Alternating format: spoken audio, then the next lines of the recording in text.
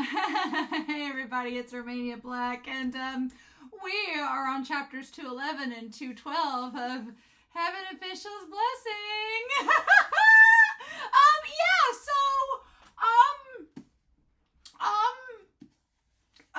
There's lots of things going on. Jun Wu, maybe Bai WuXiang.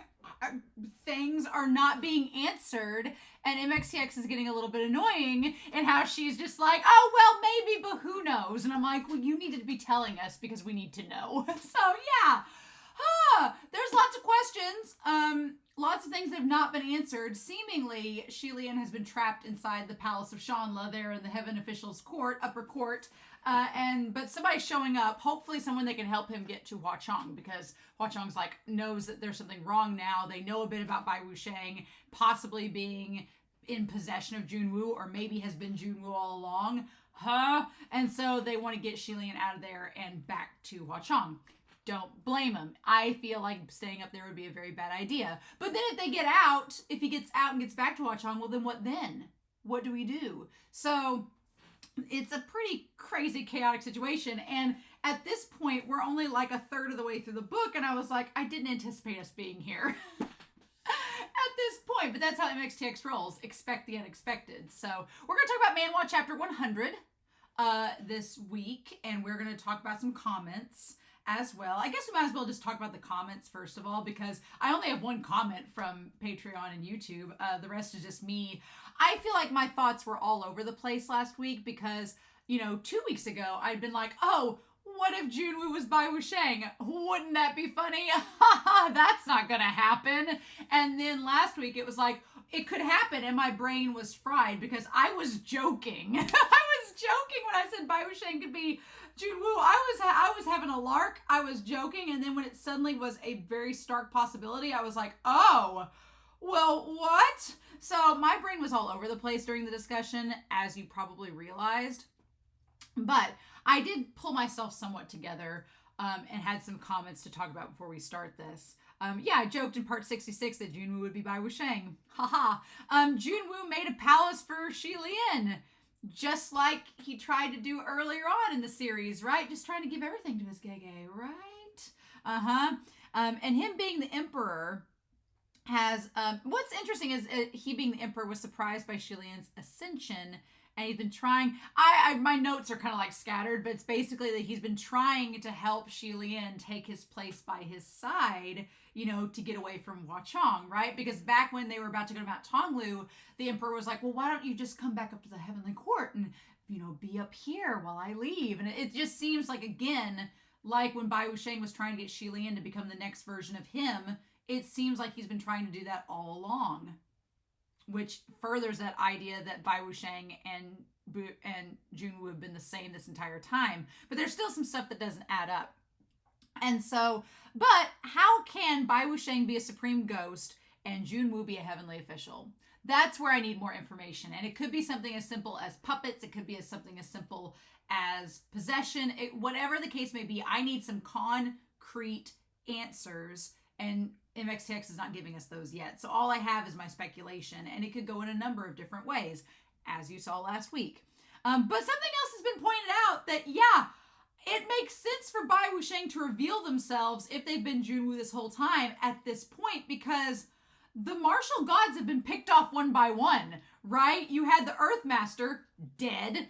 Heshan killed them. YUUUU, the Water Master, dead. Heshan killed them. The Wind Master no longer has their powers because of Heshan. And Jun Wu, Yin Yu no longer has their powers because of Jun Wu.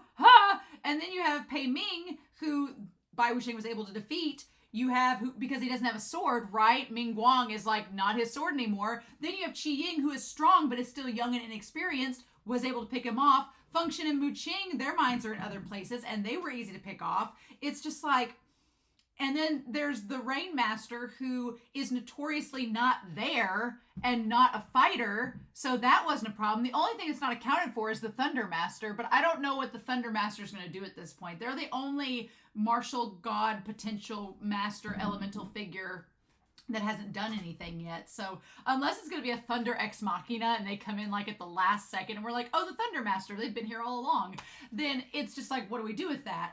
But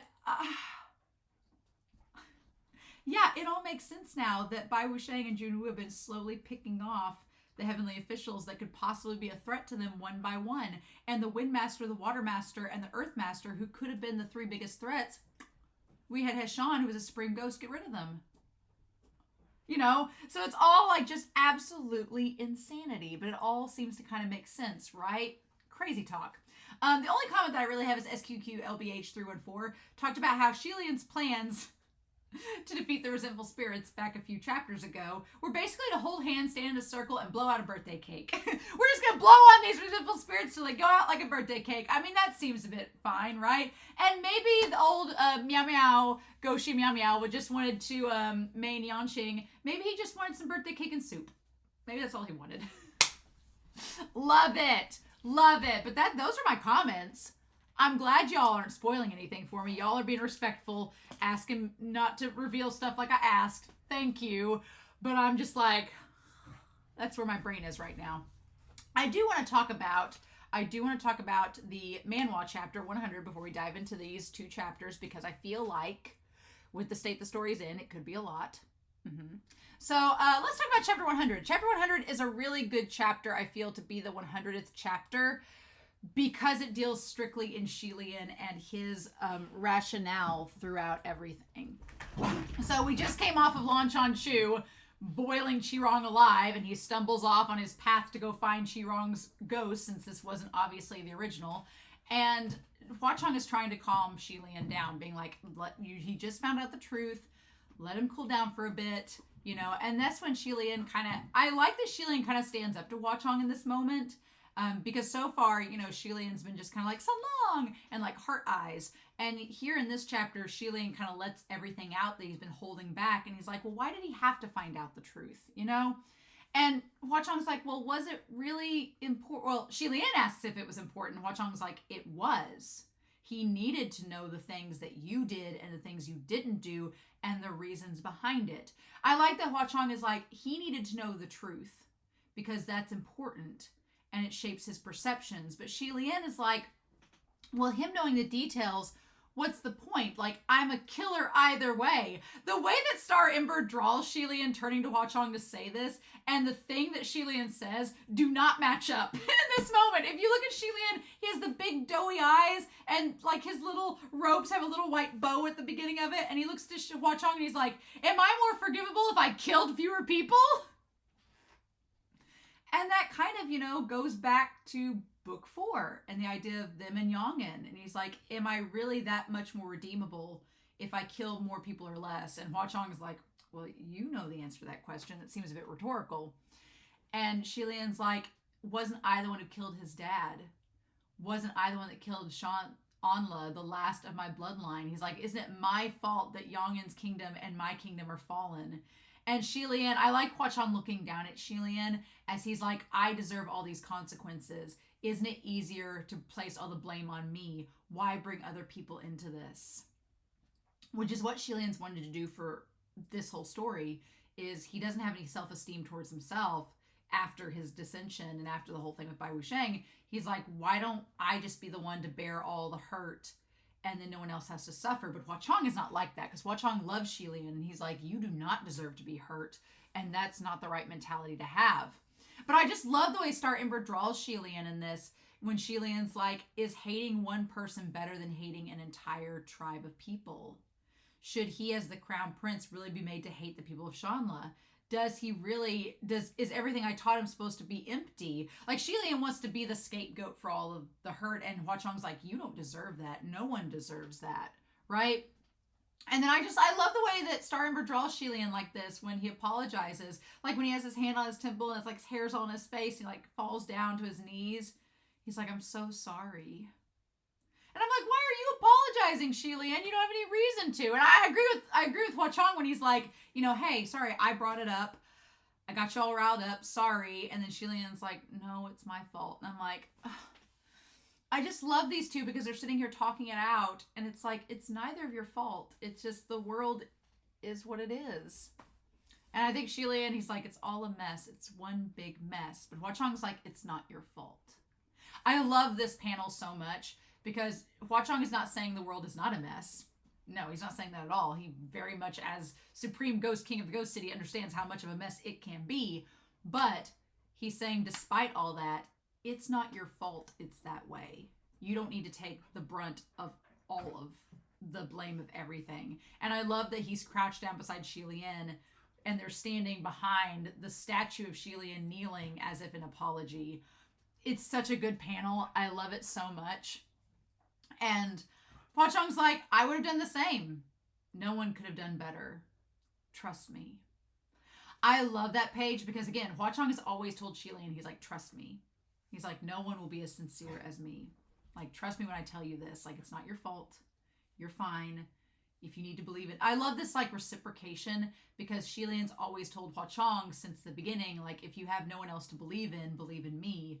And here WANING is like, if you have no one else to believe in me and how I believe in you. And it's like the romance. It's the most romantic thing in the world. Like these two are shattering any preconceived notions that we have of couples. Like, just, they're perfect. What are we supposed to do with this? MXTX, why are you giving us bad standards that no one can live up to? But yeah. And then I love Xie Lian being, this line here is Xie Lian saying a person's kindness led to bad results. And I don't think that's how things should go. And that's the crux of it. Xie Lian's like, I don't want anyone to be hurt. And I think it's stupid that we try to do good things and they just end up hurting people instead. And isn't that the story of the world? You know, no good deed goes unpunished. And I hate that because that's all Xie Lian wants. Xie Lian just wants to, where's my dog's toy?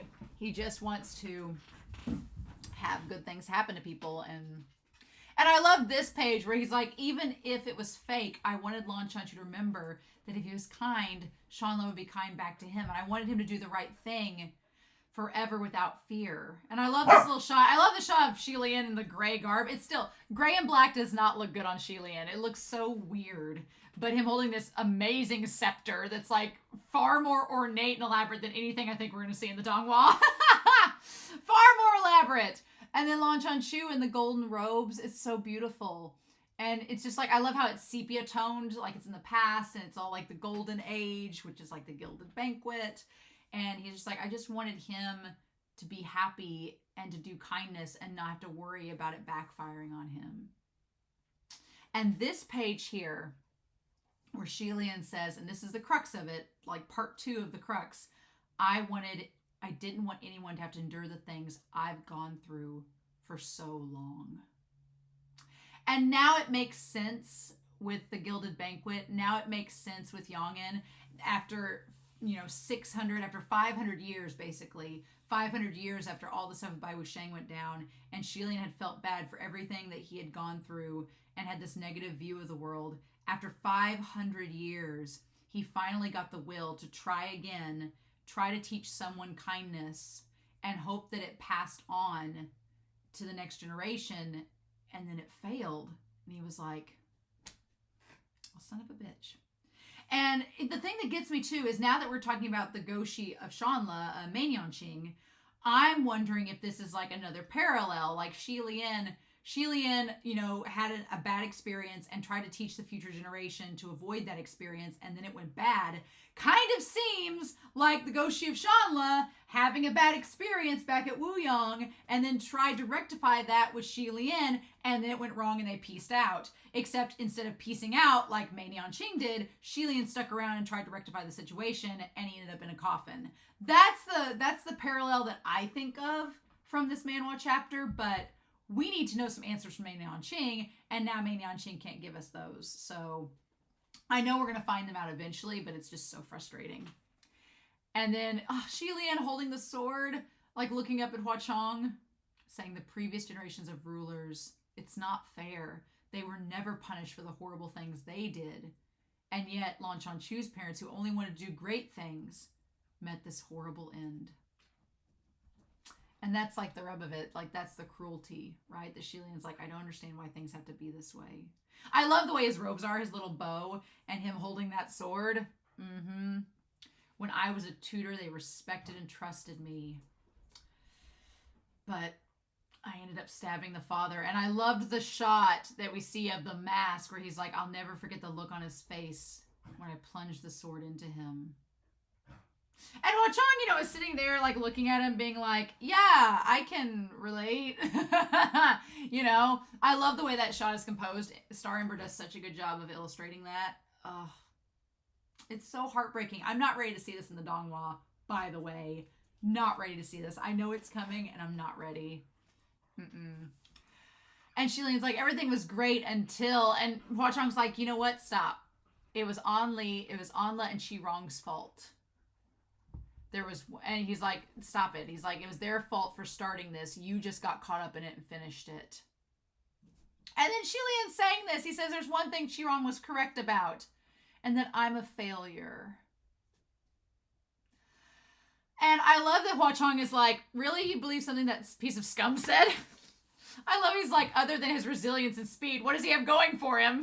Other than the fact that he sticks around like a wart, what good is he? I love Qirong getting just slandered by WuXiang. It's brilliant.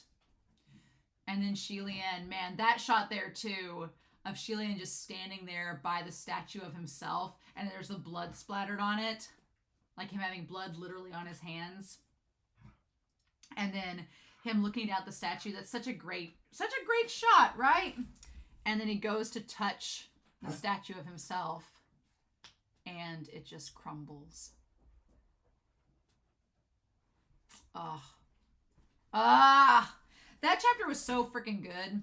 I love chapter 100. It was great. I really enjoyed it. The artwork was superb. I'm definitely not ready for that to be in the Donghua. My only thing is, will it look as pretty as what Star Ember did? Probably not, but I am excited to see Qirong in the Donghua. I'm so ready for it, and we're so close. I think in a couple weeks it's going to happen, but I'm honestly not ready for these chapters. We're only doing 2 chapters. We're doing pages 129 to 156, chapters 211 and 212, but I'm not ready. I'm not ready at all, let me tell you. Not ready at all. Nope. So, but what can we do, right? What can we do? So, I guess we're going to find out. So, I hope y'all are excited. But I'm stalling, so we're going to go ahead and start. Chapters 211 and 212, The Heaven Official's Blessing. See what we get. Hopefully my doggos will be good. And we're going to do that here in 3, 2, 1, and let's go. Chapter 211, Forks in the Road. Spirits alarm the underground of the heavenly capital. Ha ha! Rui had already unwrapped itself from his wrist, waiting at the ready, but it retreated and calmed after Xie Lian saw who it was.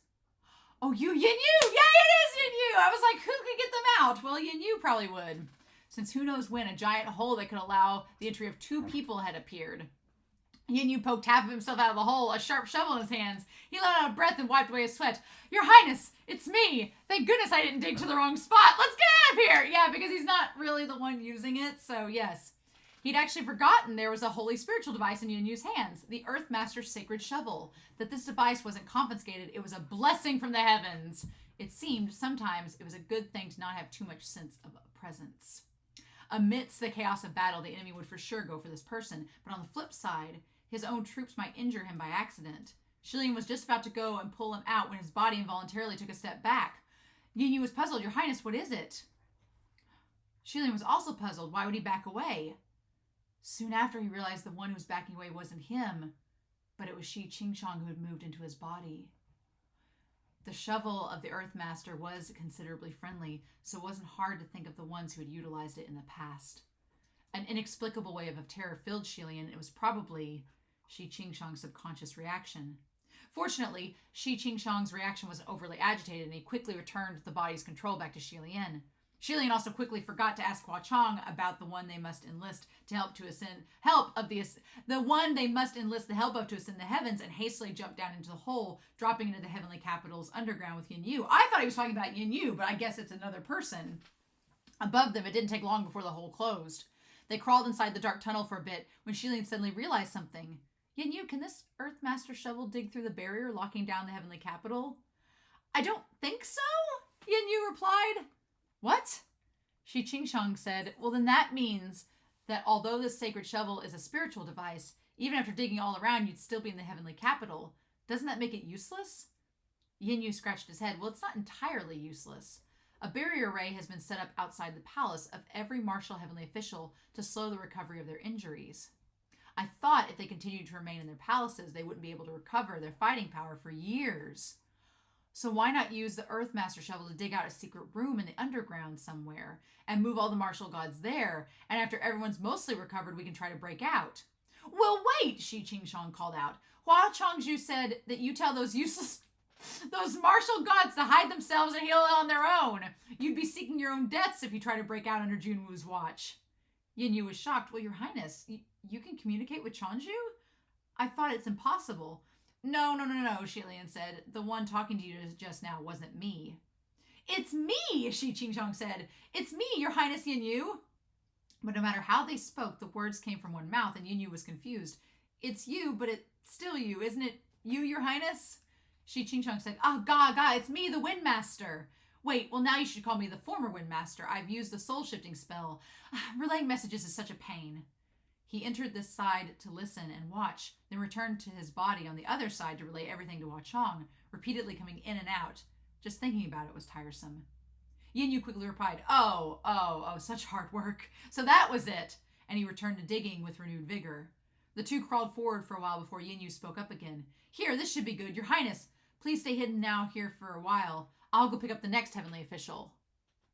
The tunnel they entered at the beginning was gradually closing, and Xie Lian said, well, by yourself, I'll go with you. No, it's all right. I'm suspicious about this, just so we know. No, it's all right. Truth be told, Your Highness, the bigger the hole the Earthmaster shovel digs, the more power it uses. So it'll go faster if I go by myself. The closest martial god palace near here is... He seemed to have thought for a moment before he continued. In any case, I'll be right back. MXTX, how dare you? Come on now. Xie Qingshang had been using the soul-shifting spell repeatedly, and the exhaustion from the frequent immense use of spiritual power was affecting Xie Lian. So he sat on the ground, nodding tiredly, feeling both his head and body were somewhat heavy. He used his hand to support his head up. All right. Yin Yu opened a new hole by himself and continued to dig forward while Xie Lian laid down on the ground and closed his eyes. An unknown amount of time passed before he suddenly jolted awake. Yin Yu? It was pitch black all around, a blanket of dead silence. It was obvious Yin Yu hadn't returned yet. Xie Qingshang also verified this fact. Your Highness, you're awake. It's tiring, right? Yin Yu hasn't returned yet. After resting for a bit, Xie Lian regained his energy. How long has he been gone for? How come he hasn't come back yet? It's been almost 2 instants time. He couldn't have gotten lost, could he? Xie Lian sensed something was wrong and said, I'll go look for him. Then he rolled over and crawled toward the tunnel that Yin Yu had left through. Since Yin Yu still needed to use his tunnel to return, after the Earthmaster shovel had burrowed through, it didn't automatically close up. Xie Lian crawled carefully within it, and a moment later, Xie Qingshang spoke up. The Crimson Rain Sought Flower says, Gege, you best not go. Xie Lian stopped crawling. Something's probably not right, right? Yeah. Hua Changzhu's tone sounded pretty serious. But it's precisely because it doesn't seem right that I have to go find him. Otherwise, if Yin Yu ran into trouble... Right then, a chill ran down his spine. Xie Lian was startled and whipped his head around. Xie Qingshang also sensed the chill down his back and exclaimed, My God, what was that? The back shudders! Oh! Behind him was the empty pitch-black tunnel, and there wasn't anything. However, Xie Lian stared at it for a long while before he replied, It's nothing. Xie Qingshang instantly shut his mouth and held his breath because right after Xie Lian said the words, It's nothing out loud, then he soundlessly mouthed, Don't make a sound, something is here. There was someone else in the tunnel. They were right behind Xie Lian just now, but the moment he looked back, they were gone. Xie Lian's gut instinct for danger was never off. He couldn't allow the other party to discover he hadn't already noticed, and he pretended as if there was nothing going on. However, Xie Qingshang hated situations like these the most, and goosebumps popped up all over his arms. He mouthed back, Is it not His Highness Yin Yu? If it was him, there wouldn't be a need to sneak around, Xie Lian replied. After a moment's silence, Xie Lian asked soundlessly, Has San Long said anything? Xie Qingshang replied, that San Long of yours looks really scary right now. He said, Gege, if the situation calls for it, use the soul-shifting spell to move the wind into the Windmaster's body. However, never mind that he didn't have enough spiritual power at the moment to use a soul-shifting spell. Even if there was enough, Xie Lian couldn't possibly dust off and just get the heck out, leaving behind the mess that was the heavenly capital. Xie Lian replied, "Don't worry about it, Sanlong." He hadn't even specified what not to worry about before he shot his head up to look ahead. The sense of danger earlier had come from behind him, but now it was coming from ahead. Yet when he looked over, it was still pitch black and nothing could be seen clearly. Xie Qingshang mouthed, "Your Highness, what did you notice now? What should we do? Does this mean we should go forward or back?" After observing intently for a moment, Xie Lian replied, "This means forward or back makes no difference, so whatever." Then he crawled forward. He crawled, but then he stopped, feeling slightly flabbergasted. Xie Qingshang said in spite of himself, "How could this be?" That was what was before them was actually a fork in the road, 2 tunnels. Could Yin Yu have dug a path and discovered he was going the wrong direction, so he dug another one? Xie Qingshang wondered. Xie Lian thought inwardly, Yin Yu must be very familiar with the roads of the heavenly capital, so how could he have made this mistake? This is probably something worse. However, he didn't say this out loud and only said, "Qingshang, can you help me ask Sanlong to pick a path, left or right?" A moment later, Xie Qingshang said, "The Crimson Rainsop Flower said he doesn't recommend either one, so don't pick either." Xie Lian didn't know whether to laugh or cry. So while he also figured there was probably bad things waiting for him on either end, he still couldn't just stay where he was. After some contemplation, he said, "Then Qingshang, you pick one." "Me?" "Yeah," Xie Lian said. "If you pick, then there's a 50% chance you pick the better route. If I pick, well then." Xie Qingshang instantly replied, "All right, I get it." After much deliberation, he turned his head to the left. Xie Lian nodded and crawled over. The deeper they crawled, the narrower the tunnel became. It was almost suffocating, but still passable. After turning and winding, crawling for a long while, suddenly he became delighted as they entered a much larger space. Thank goodness! While they were tense and cautious the entire way, they didn't actually run into any real danger. Xie Lian looked over the surroundings for a moment. He said, "What is this place?" Xie Qingshang said with uncertainty, "I don't know, I can't see clearly, but how come it feels a little familiar?" Oh! He wasn't the only one who noticed. Xie Lian noticed too. It was indeed familiar. Wasn't this place the secret room where Xie Lian had laid down to rest for a bit while waiting for Yin Yu's return? He was absolutely certain there was another tunnel, and it was the one Yin Yu had dug out with the Earthmaster's shovel when he left, and the same one he'd crawled out to find him. Xie Qingshang was creeped out. "How do we get back here? Was this path we used all the way to crawl back from here?" "Well, of course not. Earlier when they left, there was only one tunnel going out. The path they crawled in return to was one that appeared from nowhere. When they ran into the fork in the path on the left detoured in a big circle and brought them back." It must not have been Yin Yu who dug this. He wouldn't have wasted so much effort for such a meaningless act. It appeared he probably had also bumped into this peculiar incident. Xie Lian thought he really should have pushed to go with him earlier after all, and without another word he crawled into the tunnel he used to leave before him, and quickly came to the fork in the road. This time he chose the right path, and as he crawled, Xie Qingshang spoke up. It looks like this time my luck wasn't great either. I picked the wrong path. I should have chosen right from the beginning." However, Xie Lian said, "No, I think your luck is still really good." "Huh? What do you mean?" Xie Qingshang said. Xie Lian tried to word this delicately. "How do I say this? Because this path on the right might even be scarier than the one on the left." Then both of them heard. From behind them came the scratching noises of something rapidly crawling and closing in. "Oh my God, why?" Xie Lian unwrapped Ruyi and threw it behind him. Ruyi helped block it for a moment. Oh! Then he started madly crawling forward, almost a meter pure push, and Xie Qingshang was losing his mind in panic. "Oh, how exciting! How exciting! Exciting, exciting, exciting!" Xie Lian called out, "The most exciting part hasn't come yet. Come, take a look." "What's that now?" Xie Qingshang exclaimed. Xie Lian stopped his mad crawling and exhaled a long breath, and before them was once again another fork in the road. Xie Qingshang cried without thinking, "Right!" Xie Lian turned right absolutely, but on the following path, the endless forks in the road kept appearing. "Left, right, left!" He had already stopped being conscious of what he was even yelling. Under such dire circumstances, with the situation changing at a moment's notice, it was even less possible for him to leave Xie Lian's body to ask WuXiang what should be done. Because it was very possible that with the next turn at the forks, the situation could change completely. The thing behind them was blocked by Ruyi for a bit, but it was still closing in on them. The tunnels were also growing more and more narrow, more and more cramped. Finally, they reached the point to where the arms couldn't move at all. Xie Lian's shoulders were already stuck, and he exclaimed, "I can't crawl any further." Then what should we do? Xie Qingchong cried. Do we have to backtrack? The thing pursuing them from behind was going to catch up any time now. No fear, Xie Lian exclaimed. A man can both charge and withdraw. If moving forward is not an option, then we'll take a step back. And if we have to, then so be it. Come! He then took 2 steps back, freeing a hand. He was about to grab for the hilt of Fang Shen and fight the thing behind him to his heart's content when suddenly his head stiffened. Xie Lian's mind froze too. When he looked up, he hadn't even seen what the thing was, but there seemed to be someone who chuckled in the darkness. A hand reached out and it was placed on Xie Lian's head. He widened his eyes and the next moment he lost consciousness. No! No! Oh! An unknown amount of time passed before Xie Lian slowly came to. It was only after he became conscious that Xie Lian found he was sitting on a chair, and his entire body was firmly and securely bound. He struggled for a bit and discovered it was Ruyi that was binding him.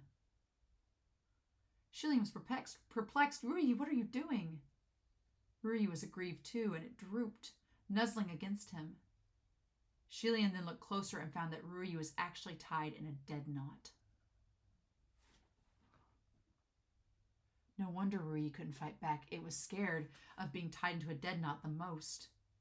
In the past, before it wised up, it liked to wrap itself around mindlessly to play, and as it played, it tangled itself into a mess of dead knots. It was Xie Lian who exasperately would untie it every time. Later, it seemed it learned to be good, smarter, and never knotted itself dead again. Feeling helpless, Xie Lian tried to see if he could struggle and break the chair apart directly, but unfortunately, the chair wouldn't move at all. It seemed it was cemented down by the injection of a very strong spiritual power. Since he couldn't move, then he would just observe his surroundings first. Xie Lian scanned around. This place should be the inside of a palace, one rather new and glamorous, but he didn't know which one it was. Either way, it wasn't the Great Martial Hall. Just as he was thinking this, a hand rested on his shoulder, and from above his head came the gentle voice of someone. Shanla, my dear Shanla, you really are too mischievous. Ah! Hearing this voice, Xie Lian instantly froze, and from behind him, the man that came forward and turned around with a hand behind his back, it was indeed Jun Wu. Oh, I'm like, oh, Yin Yu, oh. His other hand was still on Xie Lian's shoulder, and he spoke with each step he took. In the past half year, you've come back. The heavenly capital has broken here and there, been destroyed all over, so wouldn't you say you're quite the mischief maker? You're not a little mouse. What are you doing burrowing underground, sneaking about? Is it very fun? This gentle, kind voice, like an elder watching his beloved child mess about, was giving Xie Lian chills, making him incredibly unnerved, and he really didn't know how he should respond. He then suddenly felt a wave of chill by his feet, and when he looked down, he saw it was a bundle of something white that had hugged his boots, watching him with exceedingly malice. Oh, it was a fetus spirit. Xie Lian looked up and had pretty much figured it out. Yin Yu was digging tunnels with the earth-smattered shovel but was captured by Jun Wu. Jun Wu then sent some things to stop him in the underground, which is why he went through that terrifying experience earlier. Xie Lian finally knew what he should say, and after a moment of speechlessness, he said, "You have such a despicable hobby." That chase in the tunnels reminded him of how he was suffocatingly pursued by the white no-face back then, and how Xie Lian had passed his days in panic and anxiety. If he wanted to capture him, then just capture him directly. Why must he rouse such disturbing terror and cause such a fright? However, before Jun Wu, he appeared quite cheerful and smiled, but Shanla is now much braver than before. He couldn't continue that line of conversation, so he asked instead, "Where's Yin Yu?" Jun Wu placed his hands on the back of the chair and turned Xie Lian's entire person around. "No rush. You'll see, and not just him." Xie Lian was turned around and now facing a mirror. However, what the mirror reflected wasn't him, but a pale-faced Yin Yu, and next to his feet there laid another person whose head was covered in blood, his face black and blue, completely unconsciousness. But from the head full of curls, Xie Lian could tell it was Chan Yizhen. Xie Lian was immediately alarmed. "What are you planning? Oh my god, no! Ah, this is the creepiest thing ever! Stab!" Unable to be perfect. A Heart Filled with Regrets, chapter 212. The mirror reflected what was on the other side of the wall, and on the other side, Yin Yu shook Chan Yizhen vigorously. "Wake up! Wake up!" Chan Yizhen finally came to and mumbled semi-consciously, "Oh, Xizhang, who made me up just now? Was it she?" Poor Xie Ying, he was so bruised up his speech was unclear, and Xie Lian felt sympathy in spite of himself. Do you think I could have beaten you? Yin Yu asked. Chuan Yizhen scratched his head, and only then did he seem to recall. Oh, it was the Emperor who beat me up. Suddenly, as if remembering something, he became pumped up again. He snatched away your shovel. Do you want me to go snatch it back? Do you think you can beat him? Yin Yu asked. Xie Lian finally figured out this was the palace of Xie Ying. It seemed Yin Yu was captured by Jun Wu when he came back to look for Chuan Yizhen. He went to him first. Of course he did. That's why he didn't want to say anything about it. Oh my God. Oh. It seemed, yeah. Jun Wu had circled back to behind his person, and Xie Lian used the chance to lower his head and mouth soundlessly. Lord Windmaster, are you still there? But it wasn't Shi Xingqiang who responded, but Jun Wu, and he said from behind him, of course not. Jun Wu said, I suddenly remembered that the barrier locking the heavenly capital seemed to have leaks. So I've only just barred the soul-shifting spell, too. Jun Wu patted his shoulder and said amicably, and to think, it was I who taught you the soul-shifting spell back then. Shanla has been making practical usage of all the things I've taught you. I'm very pleased. Then he left. It didn't take long before Jun Wu's figure showed up inside the mirror. Chuan Yizhen was the first to notice. Yin Yu also looked around and called out in alarm, my lord! Chuan Yizhen jumped to his feet ready to fight, but with only a wave of his hand, he was smacked back onto the futon, and the entire futon collapsed. Chuan Yizhen fell back onto the ground, his head lulled, and he lost consciousness again. Yin Yu was extremely guarded, but Jun Wu said, there's no need to be so tense. Think of it this way, even if you're on guard, it'd be pointless, so why not relax a bit? This was certainly true. Yin Yu didn't know what to say and could only smile awkwardly as he'd always done, but it was quickly withdrawn. Jun Yu, on the other hand, appeared to be relaxed and at ease. My dear Yin Yu, I don't think I've ever chatted with you like this before in the past, am I right?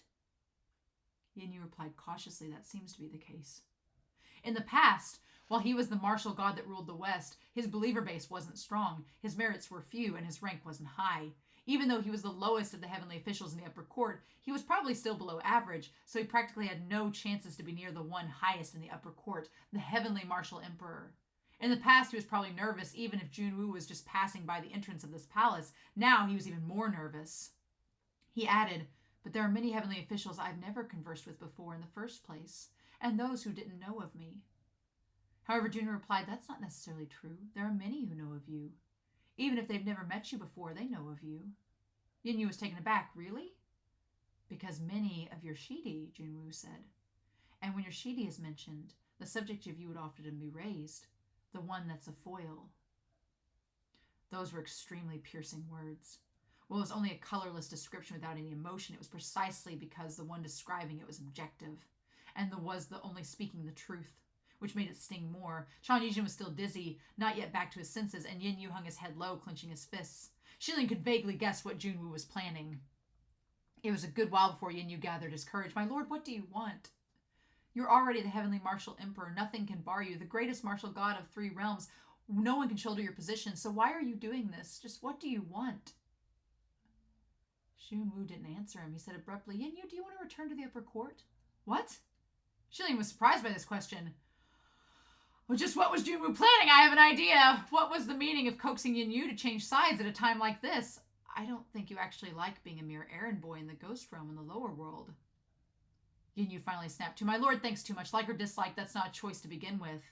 Xie Lian cried, oh no, you can't answer like that. Now he's found your weak point. Sure enough, Jun Wu gave a small smile. Did you know that if you answer like this, what you actually mean is, I dislike it and I'd rather not talk about it? Indeed. If Yin Yu really felt confident, if he really liked his current position in the ghost realm, he would have responded with, I like it very much, directly. Yet in avoiding being straightforward, his answer was instead very obvious. Jun Wu continued, you've come from a renowned household, an orthodox clan that never traversed the path of evil. You were raised and grew up in the sect and were told since you were young that to ascend was the ultimate goal in life. A pursuit such as this is very difficult to give up. And to fall to the ghost realm could only be said to be a forced situation, an act born of helplessness. Of course, you're not able to say you're satisfied with your current position in the ghost realm because it wasn't what you wanted in the first place. Indeed, Yin Yu didn't have enough confidence and said weakly, Chuanzhu has shown me grace. He saved me. I know, Jun Wu said. He even helped you pacify and send off the resentful spirit of Jun Yu, who died during banishment. Am I right? Yes, Yin Yu said.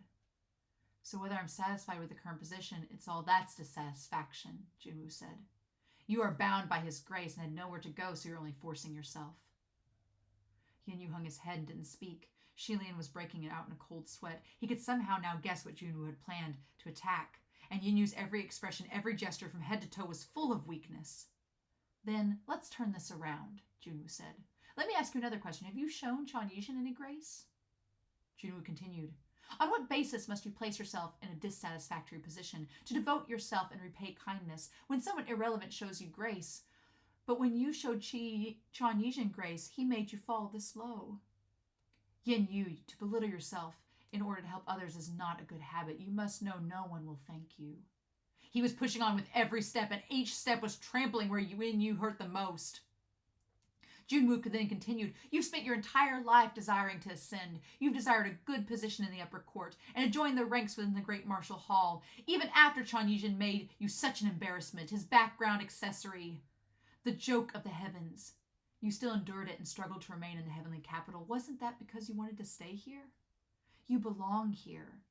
But Chan Yizhen made a mess of everything and easily robbed away everything that should be yours. Who does he think he is? Have you not given as much as him? No, you've given more than he did. And when it comes to the overall ability, he might not even compare. How come Qi Ying is now alone, with neither aid nor support in the upper court? Because his mind is simple, ignorant and dumb, blunt and savage. He's unable to have anyone respect him but you. Your mind and wisdom are much more mature than his. And you know the ways of the world better than him. You know when to charge and when to withdraw, and the more willing to put in an effort. If you had his natural talent, his spiritual powers, then your achievements would be many, many times greater than his, and all would respect you. Yin Yu is starting to grow restless. I am not understanding why my lord is saying all this. All ifs are meaningless. His spiritual powers are his. Suddenly he screamed and raised his own hand, crying in alarm. What is this? Pure white spiritual light suddenly burst forth from his hands, so blinding it couldn't be looked at directly. Jun Wu appeared apathetic and said, oh, there's no need to be afraid. It's just a bit of spiritual power. Only then did Yin Yu calm down a little. He said with disbelief, well, whose spiritual powers? Mine? I'm not this. His spiritual powers weren't that strong. It's not yours yet, Jun Wu said, but whether it will become yours will depend on what you choose. Yin Yu exclaimed, if it's not mine, then whose is it? Could it be? Someone instantly came to mind and he looked over. Coincidentally, Chan Yizhen, whose life force was stubbornly strong, also became conscious again, looking dumbfounded. He was confused again. Jun Wu replied, that's correct. This is Chan Yizhen's spiritual power. Oh. Why are his spiritual powers inside of me? Yin Yu questioned. How can spiritual powers be transferred like this? How is this possible? Even fate can be switched, so why not spiritual powers? Jun Wu said. There are many things that aren't as difficult as you think. It's only a matter of some words and some brushstrokes from a great heavenly official, that's all. Yin Yu shuddered. Well, this! He tossed his hands as if he wanted to toss away something scalding, like a hot yam, but that forcefully hot spiritual power leapt happily on his hand, blasting wherever his fingers pointed, and abruptly an entire row of walls inside the palace of Qi Ying were blown apart by him. The divine statue collapsed and the roof was almost going to cave in. Yin Yu became even more shocked and didn't dare toss his hand randomly anymore. Jun Wu smiled and said, don't be nervous. Take your time and just keep it under control. Yin Yu held that hand with his other hand, shaking and terrifying, both his arms trembling. Jun Wu said, Yin Yu, let me ask you again, do you wish to return? Yin Yu panted a few breaths, his eyes red with blood, and he gazed over. Jun Wu said, if you wish to return, not only can I help you remove the cursed shackle, I can transfer all of Chan Yizhen's spiritual powers to you. Chan Yizhen seemed to have never thought this kind of evil spell existed, and his entire person was dumbstruck. Xie Lian exclaimed dumbfoundedly, are you crazy? Jun Wu said slowly, and from now on, there will never be another who only knows of Qi Ying, but not Yin Yu, who would dare not to remember your name. Never more will there be anyone. Yin Yu stumbled back a few steps, his mind jumbled. Xie Lian was so high-strung and tense that he forgot he was still tied to the chair by Ruyi. He held his breath, his hands gripped the chair, and his body leaned forward. There was one thing that Jun Wu wasn't wrong about. Xie Lian could tell, too, deep in Yin Yu's heart. He looked up to the heavens more. He had belonged to the upper court in the first place. This was something that was planted deep within his mind, hard to change. And did Yin Yu really not have a single resentful thought towards Chan Yizhen? He couldn't be sure. Between those was so much that had happened between them, it was completely impossible to utter the words, "I don't hate you," so easily. This hatred could be big or small, and Yin Yu wasn't a determined character. What he wanted to do was probably greatly influenced by those around him. Since they had been so well acquainted, Xie Lian couldn't be sure either just what Yin Yu would do, and could only pray silently in his mind, "Your Highness Yin Yu, watch out." Yin Yu was going out of his mind for a long while, and he sat down, covering his face with his hands. A moment later, he finally looked up, and his eyes grew cold and somber. He stared at Chan Yizhen, who had been beaten to a pile of trash, for a long time before whispering, "My lord, are you really able to give me all of his spiritual powers?" Xie Lian's heart sank while Chan Yizhen gaped, his mouth wide open. "Xizhong, why don't I give them to you now so you can see for yourself whether I am able to?" Jun Wu said. Yin Yu seemed to still be cornered and asked, "Then can he steal them back? They're his own spiritual powers after all, if he wanted to steal them back. Unless you yourself are willing to return them to him, or unless you die, then it would be impossible for him to steal them back," Jun Wu said. Yin Yu said hesitantly, "Then if his spiritual powers are transferred to me, will Chan Yizhen die or will something else happen?" No matter what, he probably didn't want Chan Yizhen to die by his hands. Jun Wu said, "Well, nothing will happen. It's just the process that's a bit painful, that's all. But who hasn't suffered pain in this world? How do you want to deal with him afterwards? Whether he lives or dies will be up to you." Yin Yu asked him, "What about the other heavenly officials? There's so many heavenly officials in the upper court who saw what happened to the Great Martial Hall. If it got out," Jun Wu smiled, "so what if they knew? They're all ants that can be squashed with but one hand. Annihilate them all. Bring up a new batch of heavenly officials. Change your fate and your name. Make up a new background. Who would be the wiser?" Oh my God! Oh my God! Oh my God. When he said this, his expression was nonchalant, as calm and easy as if he was saying the tea in his cup had gone cold, to pour it out and change a new cup. Finally, Yin Yu asked, "In the new upper court, me, what would be my new identity?"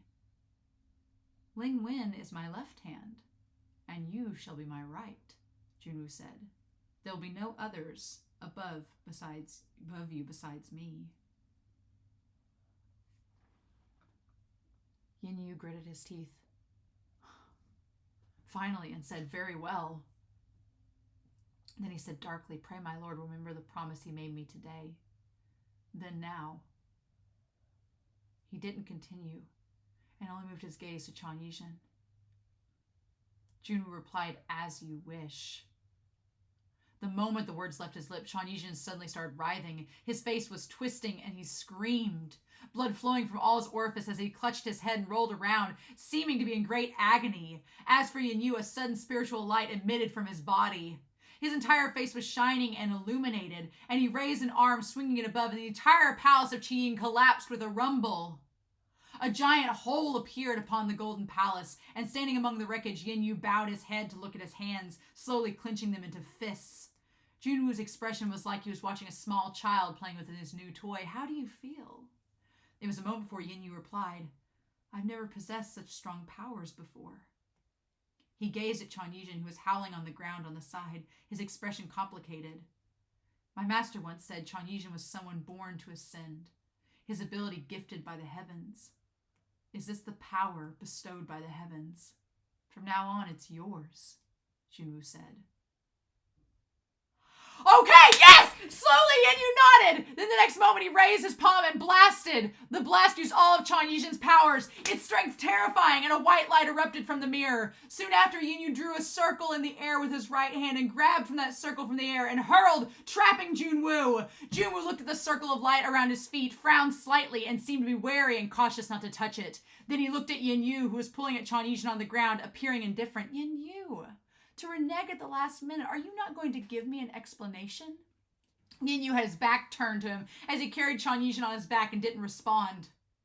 Jun Wu said, "What you are doing is certainly worthy of praise, a man of class. However, is this your true heart? You've endured and aggrieved yourself for hundreds of years. Are you going to keep enduring? Do you truly not resent the one you're saving right now, even if you don't resent? Do you not hate?" Yin Yu finally couldn't take it anymore. He clenched his fist tight, his knuckles cracking, and he whipped around. "I do resent him. I do hate him, but so what?"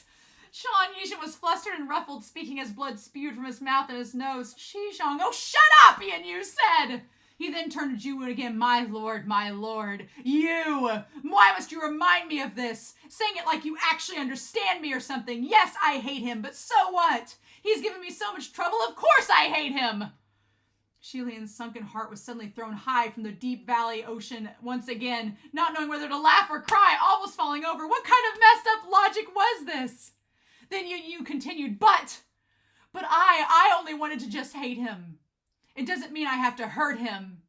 What's that should have been mine? Other than natural talent, there's nothing that belongs to anyone from birth. Other people's possessions, I don't want them." Xie Lian's eyes lit up and he shouted, "Well said!" Yin Yu continued, "I do want to return to the heavens. I do want to be ranked in the top 10. But if I didn't manage that all on my own, then it's completely meaningless. I'm unlucky. I accept it. If I'm not as powerful as him, then at the very least I can admit I'm not as powerful as him. Admitting that I cannot compare is not that hard. Such pride." In an instant, Xie Lian finally saw once again on Yin Yu that glorious shine and pride of his youth. "Oh!" Chuan Yizhen burst into tears on his back. Blood mingled with tears and snot all spewing. It splattered Yin Yu's face with a face full of it. Yin Yu broke down shouting, "Stop that!" Chuan Yizhen sobbed a moment. "Oh, Xizhong, I'm sorry." Yin Yu couldn't endure it any longer. "You don't need to apologize to me anymore either. Either way, you won't understand no matter how much you say you're sorry. I've really had enough of you." Jun Wu sighed and rubbed his temple. Yin Yu added, Besides, I'm not completely useless either. You said it yourself. When it came to overall abilities, he might not compare to me. I've got my own. Oof." Jun Wu turned around and casually swept a hand. "Exhilarating. I imagine you and Shanlin must get along very well." What happened?" Xie Lian was still tied onto the chair, but his heart was pounding so hard it was going to jump out of his chest. "What happened to Yin Yu?" He had stopped talking, and his expression had turned odd. As for Jun Wu, he had rested his hands behind his back and calmly crossed over that seemingly powerful circle of light, not feeling restriction in the least. I had pretty much guessed that was how you would respond, so I didn't remove your curse shackle beforehand. Curse shackle? There was indeed a curse shackle on Yin Yu's arm. Xie Lian quickly looked over, and Yin Yu had also raised his wrist. The band of curse shackle had tightened greatly, so much that it looked like it was going to snap Yin Yu's hand. His entire arm had turned tragically pale like paper, and the whiteness was going to spread. The curse shackle was sucking his blood. Xie Lian lunged forward, and his entire person, along with the chair, fell onto the ground in a heap. Now he couldn't even see the mirror. He struggled crazily on the ground, but it was useless, and he could only hear the sound of Cray's beating from the mirror. After a good while, a pair of white boots appeared before his eyes, and it was Jun Wu who had returned. In his hand was the dark crimson curse shackle that was sucked full of blood, probably removed from Yin Yu. He crouched down and petted Xie Lian's head. "Go bid your farewells to your little friend." Rui's dead knot was finally untied. Xie Lian crawled to his feet and threw a punch to his face. Of course, the punch didn't land, and he almost fell over, but he didn't actually expect it to hit Jun Wu anyway and was only venting. He madly dashed to the hall next door. Yin Yu was lying on the ground, dried up and shriveled, white and thin like a paper doll. Even his cheeks were sallow. All the spiritual powers in his body were gone, returned to the bruised and beaten Chuan Yizhen, whose face was now completely unrecognizable. It seemed that the spiritual powers had returned to their master. "Your Highness, Yin Yu!" Yin Yu blinked with a pair of eyes that were more gaunt than before, and when he saw him, he croaked, "Your Highness." Chuan Yizhen was clinging to the ground, crying at the top of his lungs, screaming to the heavens, "I'm sorry, Xizhong. I only know how to fight, but I can't beat him." The blood from his mouth and nose spattered onto Yin Yu's face and eyes again, and just watching it looked miserable. Veins popped on Yin Yu's forehead, and he shouted with the last bit of his life, "I told you to stop that. Never mind, just drive me to my death." He lost his vigor once again. Seeing this, Xie Lian couldn't tell if he wanted to moan or groan or cry, or perhaps he wanted to break out into laughter. Suddenly, Yin Yu's dried eyes were filled with tears, and he whispered, "I knew." He said, Yijin is a genius, and I'm a commoner. The highest I could climb was only so high. I knew this. A sense of powerlessness and pain swarmed Xie Lian's heart. Even though I knew I still couldn't accept it, Yin Yu said. In truth, I thought the same as Jun Wu. I felt even more indignant than he did. It's not that I never felt resentment. It's impossible not to feel resentment. After the incident, I never dared to think why I told Yijin to go die, even though I knew he was wearing the brocade immortal. Was I really just driven to madness, or did I really want him to die? Xie Lian hugged him. It's all right. These are small matters, really. Your Highness and you just live in this world for another few hundred years, and you'll know that none of that really matters. Either driven to madness or really wishing someone would die, whichever. Who in the world has never had such thoughts? I've even thought of massacring all in the world who had wronged me. It's true, and no lie, I've almost done it. But look at me. Haven't I shamelessly lived until now? You haven't actually done anything in the end, and that's the most important thing. But in the end, I think it's so unfair, Yin Yu sobbed. If I was already destined to be no one remarkable, then at the very least, I wanted to be a kind and perfect person. But I couldn't even do that. It's really so unfair. And truth be told, even this moment, just thinking that I'm dying for Yijin, this little dummy, I can't get over it. I can't let go and die with a heart with no resentment, no regrets. What is that? Xie Lian comforted him softly. Your Highness, you've already worked really hard, and you've done very well. You're already much, much better than most people. Yin Yu finally gave a small chuckle, arduously better than most people. After he stopped, he sighed, and the sound of his last regret passed along with his soul as he mumbled, but I wanted to be a god. Xie Lian bowed his head deeply. But Your Highness Yin Yu, there is no god in this world.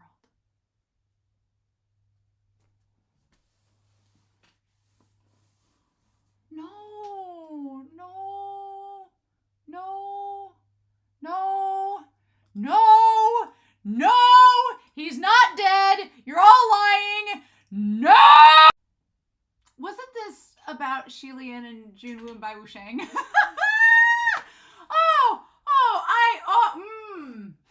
Okay. We need to calm down. That was such a good chapter set. Oh my god. Like, how could I not get excited and read with just like power and Yin Yu's pride? Oh my god. Oh, okay.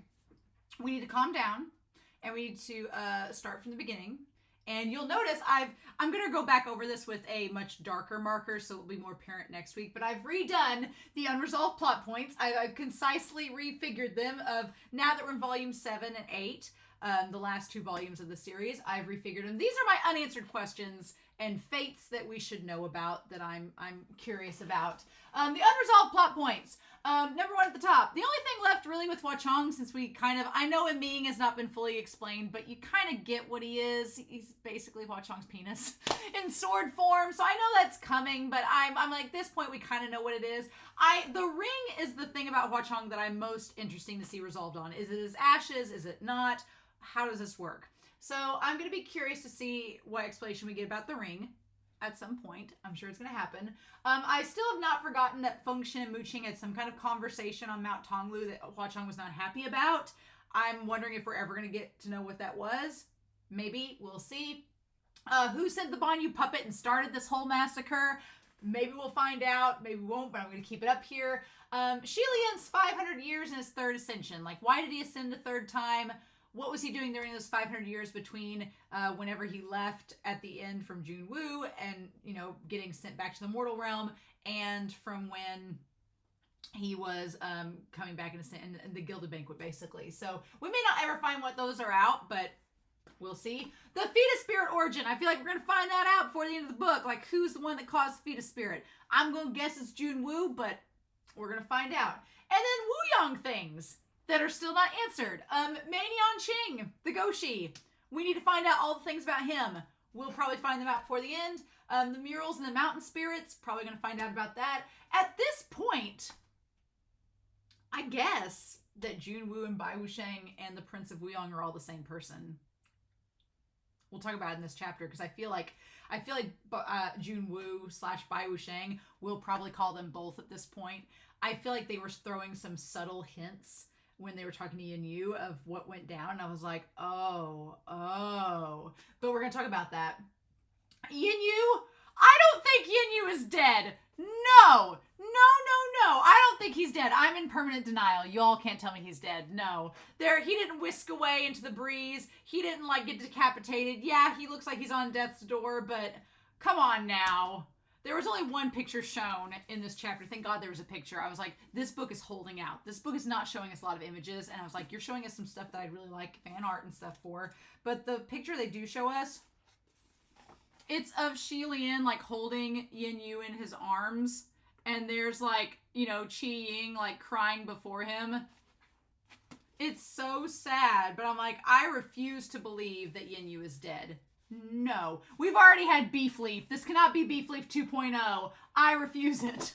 And neither of them are even dead. Neither Beef Leaf are dead. It's just WuXiang. So I refuse to believe that Yin Yu is going to die. No. Not after that beautiful display that he did, you know, defending Chan Yijin. And we'll talk about that in this chapter. But no. I think that he's not dead. We'll talk about that here in a second. But I was just like floored. Just... oh my God. If he is dead, I'm going to be really, really sad. But I don't think he is. I think that there's something's amiss, and we'll see. We'll talk about it when we get to the chapter and go back through it. But yeah, so that's on here. And then we have the characters I would like to have closure with before the end of this series. Obviously, Pei Ming. For all we know, Pei Ming could be like, if he's been trapped in his palace and they're wanting to keep him from, like, recovering, we'll talk about that in this chapter set, then who's to say that, like, that old, whatever her name is, Zhang Ji isn't, like, with him terrorizing him?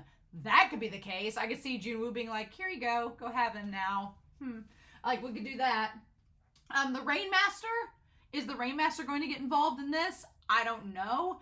I feel like the Rainmaster and Heshan are two very weird wild cards because the Rainmaster is just kind of like, as long as nobody bothers me, I'm fine. So hell, Jun Wu could just be like, oh, they're off on their own. They can't really do anything either way. They're not a martial god. So just let them stay in Yushi and not bother anybody. I don't think they'd care. And then Heshan's kind of in the same boat as the Rainmaster. Heshan's kind of like, I don't really have anything to do with you all, so why would I help? I mean, the only thing I could see is if the Windmaster is in danger. If you're a major Beef Leaf shipper, then maybe you'd be like, oh, well, maybe Heshan would come to the Windmaster's rescue, but I don't know. And I don't know if HUACHANG would go and ask Heshan to do him a solid.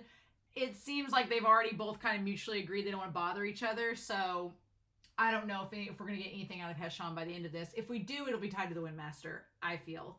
Fengxin and Muqing, I feel like that's going to be tied up with the fetus spirit because we need closure. We need to find out how Fengxin and Muqing and the fetus spirit, we need to closure with them and Zhanlan. We need all the closure with them that I feel is going to happen in one of these volumes. The Thundermaster, I tell you, if the Thundermaster could be a Deus Ex Machina, that'd be amazing. That'd be great. Would appreciate. We've talked about them. They're like literally the only heavenly official we've not actively gotten to know. So I'm like, if they end up just coming in and saving the day at the end, that'd be great. MXTX would appreciate. And then Lan Shanchu, I'm sure is just passed out somewhere, but I want closure with them, and I want closure with Qirong. Qirong is in the heavenly realm in a Daruma doll, but is there. Jun Wu seems to have access to them. I'm just saying, I need to see Qirong at least one more time before the end of this story. And then Ling Wen. Ling Wen, who Jun Wu is quite adamant is their left-hand man. The one that is by their side. Yeah, we're going to talk about Ling Wen. That is so fascinating to me. I'm like, is Ling Wen going to be a... Ling Wen is not... Here's the thing. Yin Yu, the moment Yin Yu was like going to get the power... We'll talk about when we get to it, but I had a suspicion Yin Yu was not going to... that they were going to try to use the power against Jun Wu. We'll talk about it. But Ling Wen doesn't really have a reason to backstab Jun Wu because she has no power. they're a civil god. They're not a martial god. They don't have any fighting ability. And plus, Lingwen has the whole connections to the Brocade Immortal. So Lingwen's like, well, working for you is my best case scenario because let's be honest, I'm, in trouble otherwise. So why not team up with you? You're the big man in charge. She's like the evil secretary that works for like the villain. She's like the villain's secretary. And I'm like kind of crazy about it. And I kind of like that dynamic. Never thought I'd be possibly shipping Jun Wu and Lingwen, but here we are. Crack ship of Jun Wu and Lingwen. Let's go. So, oh my God, these two chapters. Okay. I thought that Yin Yu was being a little bit suspicious in chapter 211. I'm very glad that those suspicions were not completely founded. I'm glad that it was like, no, it's not necessarily that. It's just, here's what was going on. So yeah, apparently, let's just break this down. So Hua Chong has someone in mind to help break out. I feel it's the Thundermaster. I'm just saying. I feel like it's the Thundermaster or it's Heshan, but how would Heshan have the ability to get up there? But it's like, yeah, Yin Yu shows up and he's like, oh, thank goodness I didn't get the wrong spot. Let's get out of here. And Yin Yu's like, what is it? And it's that Shi Qingshang is, taken aback, which, what a little bit of angst in this chapter to have the Windmaster be like, oh my God, it's the Earth Shovel, and remembering the Earthmaster and all of that. I was like, oh, MXTX, just twist that beef leaf shaped knife into the wound, and then you're going to give us Yin Yu and Shi Ying angst. So thank you. But yeah, so Xie Lian is like, okay, well, he's like, they crawled inside before they realized, it's like, okay, Xie Lian quickly forgot to ask Hua Chong about the one they have to enlist to ascend the heavens. Yes, and hastily jumped down into the hole. So there's somebody that's going to help them break out, but we don't know who that is. It was not Yin Yu. I thought last chapter said it was Yin Yu that Hua Chong was talking about. That doesn't seem to be the case. Instead, Yin Yu had the Earthmaster shovel to try and dig. His idea was to dig the martial gods out to an underground room to heal and break out together. That was like, let's put all the people with spiritual power together in a room. They'll break out together. Now, admittedly, not the best plan, because you'd think Jun Wu would probably like go to one of their palaces to see if they're there, and then when they're not there, they're like, something's up. Probably not the best plan. And I love that Hua Chong is instantly like, why are you doing that? Only rescue Gege.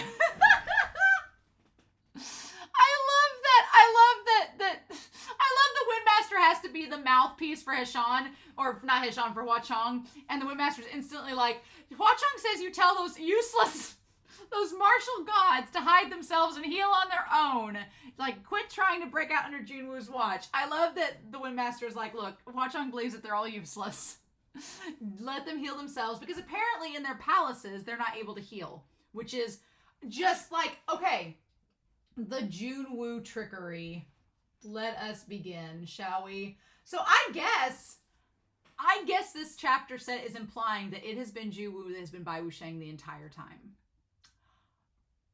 Which is not something that I ever thought would happen in this story, but here we are.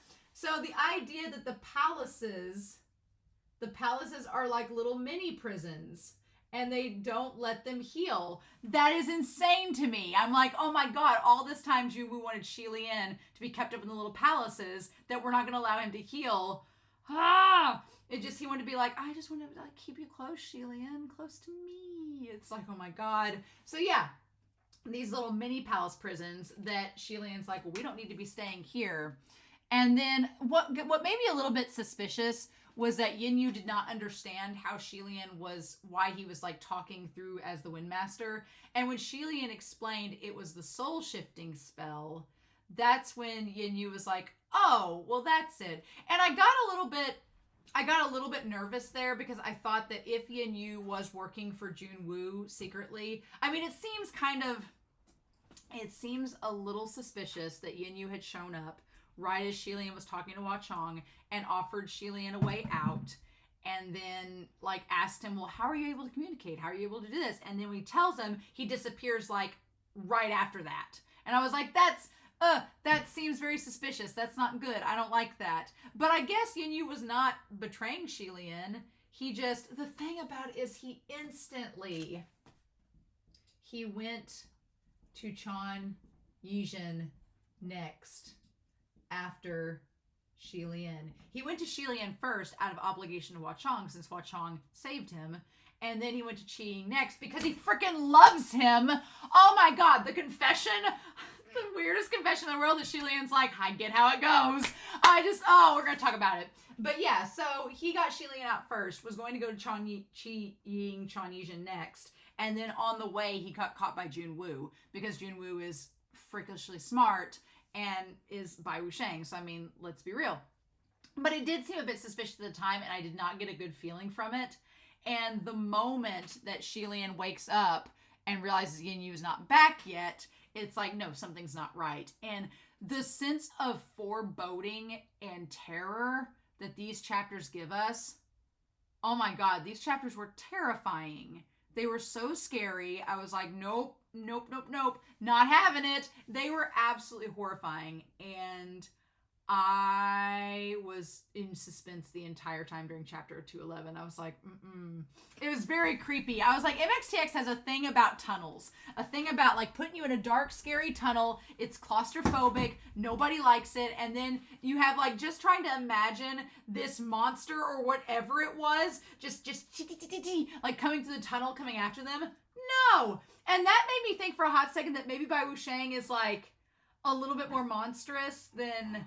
Either Bai WuXiang is more monstrous than we think, and it's just putting on the appearance of Jun Wu and the appearance of a man, or it's like, or it just has access to these minions, and either way, it's very creepy. I was like, nope. Not having it. No, thank you. But it was super, super creepy. And the thing that's really scary about all this is, you know, the Windmaster, who easily gets scared, is like sitting there being like, what's going on? What's happening? I would be the Windmaster. I think I connect the most to the Windmaster in the story because that's who I would be in this situation. I would be freaking out, laughing nervously, being like, yes, this is exciting. Oh my God. You know, like this, that would be me. But what is so fascinating about chapter 211 is the idea that WuXiang, we don't get to hear WuXiang. We don't get to see him. We don't get to hear his voice. We just get to experience his terror and frustration through the Windmaster talking back to Xie Lian. And Xie Lian hearing the Windmaster say things like, WuXiang is not happy. He looks really scary right now. He's not...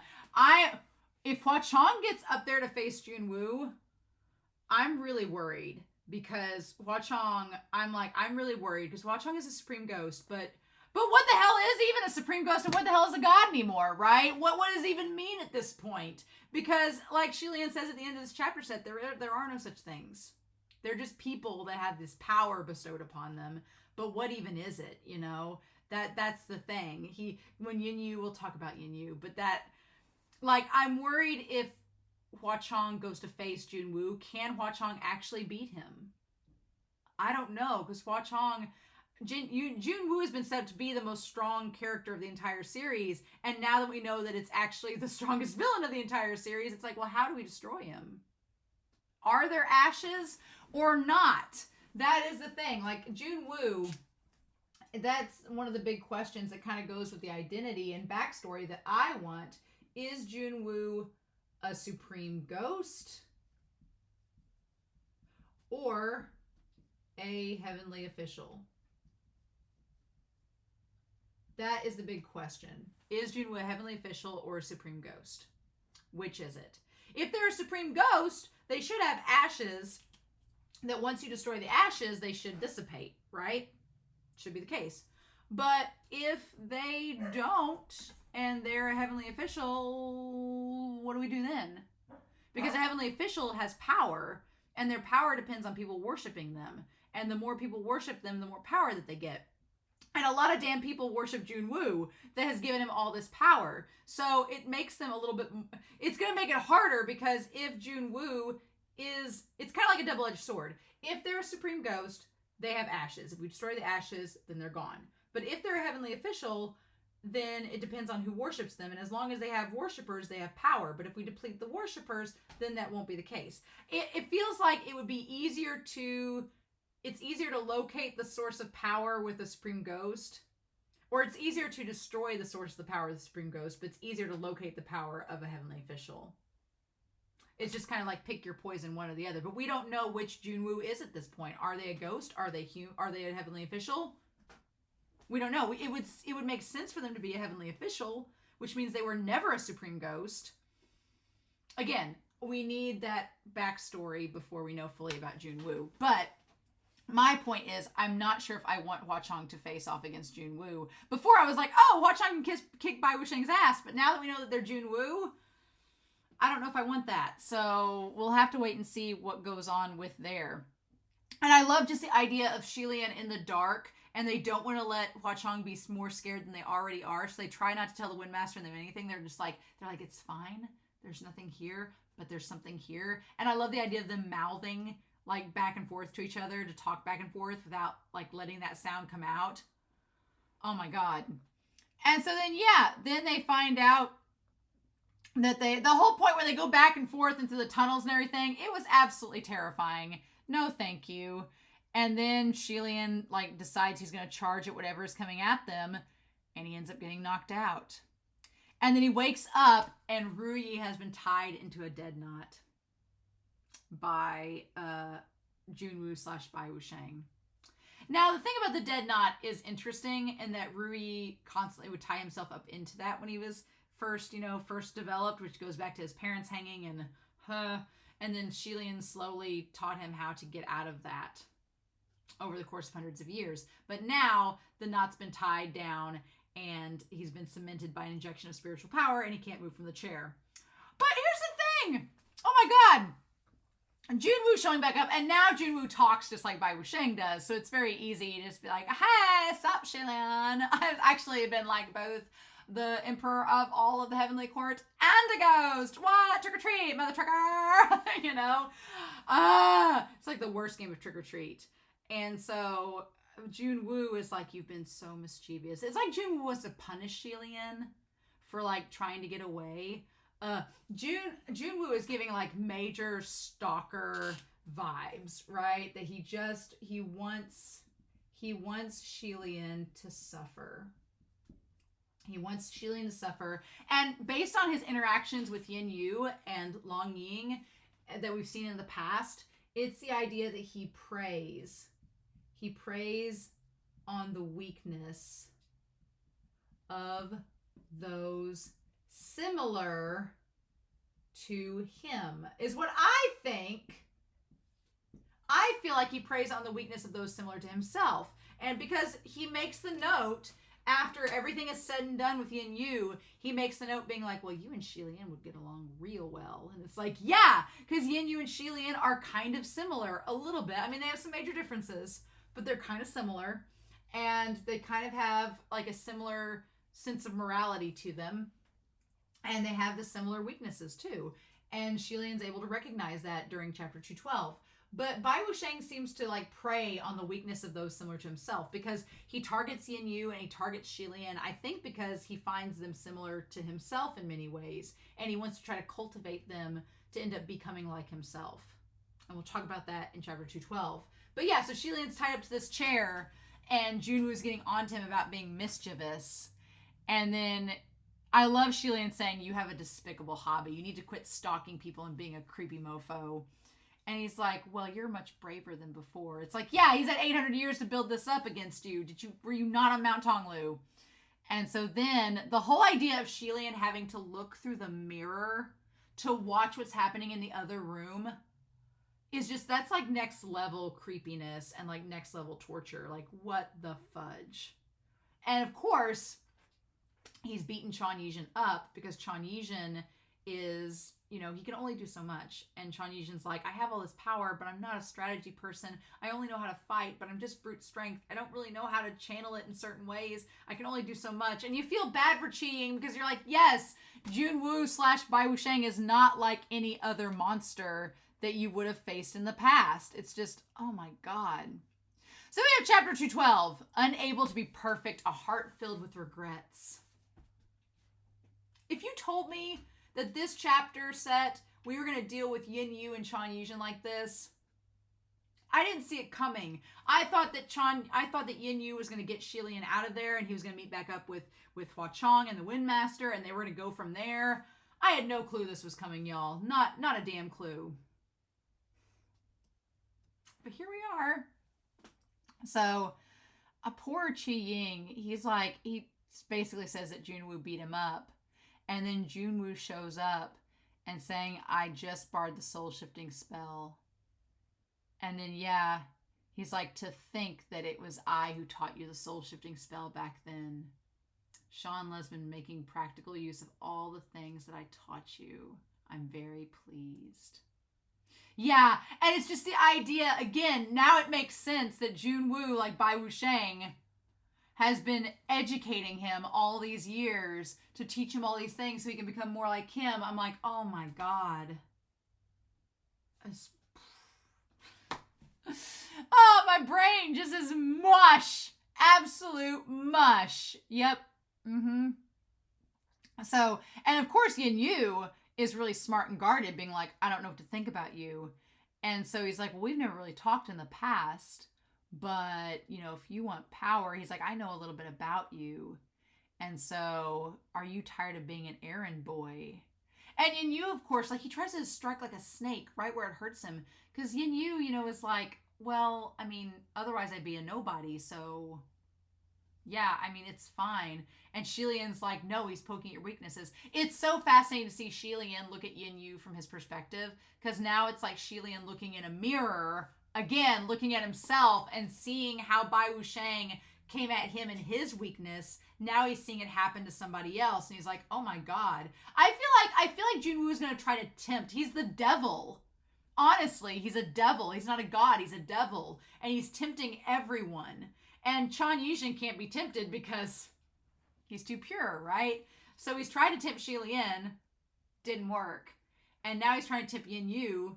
It doesn't work in the end. So I feel like Jun Wu is going to go on his pathway to just tempt everybody in the heavenly court to dismantle them from within. He's going to try to tempt Feng Xin. He's probably going to bring the fetus spirit into all this because it's been nuzzling by his side. I think that Jun Wu caused the fetus spirit, but we'll see. And then I feel like he's going to try to tempt Mu Qing. Mu Qing I'm a little worried about because Mu Qing might be tempted. I'm a little worried about Mu Qing, but we'll get to him when we get to him. And then, yeah, I just feel like Lan Zhongchu, the others, I feel like Jun Wu's just on this pathway to try. And again, he's basically gotten rid of Qi Ying and Yin Yu from the equation. So they can't stop him now. It's like, ugh. And Yin Yu can't use the shovel to get Xie Lian out of the heavenly realm. So what do we do? You know?